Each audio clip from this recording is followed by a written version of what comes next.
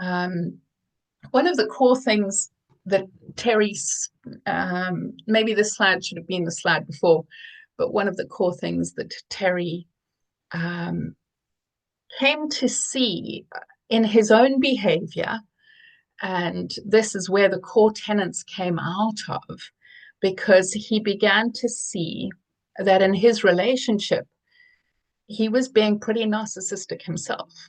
He was flying around doing weekend workshops or speeches. He was writing books and then leaving his wife with their two sons. And then he would sit down and not help, or he wouldn't come home on time. He was really self-centered. And his wife said to him, "You're a narcissist." And it got him to see how men were grandiose and entitled and treated women like they were worthless, even though his wife is an exceptional therapist herself who works with people in prison who have committed awful crimes against women. She worked with very challenging people and had a very stressful job. But Terry always presented himself as more important, and his needs were more important. And she was a strong woman who just confronted him and said, "You're being narcissistic." And it got him to reflect and see, where does this narcissism come from? And because he didn't like being like that, and he didn't want to grow up his kids to repeat that, because he could see the suffering that he was causing.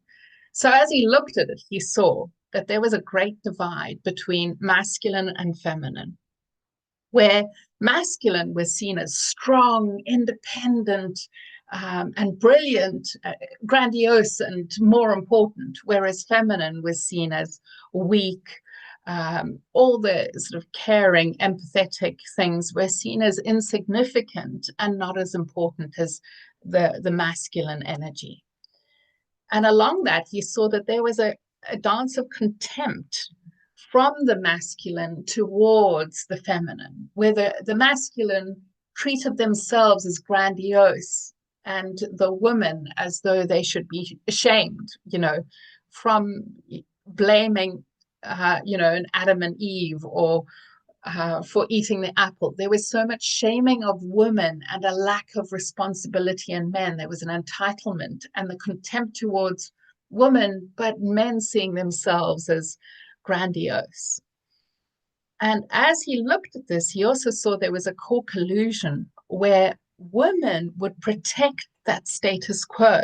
Like, why would women, white women especially, vote Trump in, who sexually abused women, who has said, "I grabbed them by the pussy"?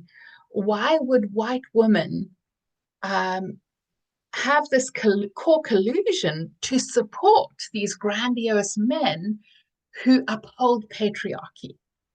And he said, as he looked at it and he spoke with women, "Why don't you make a stand?"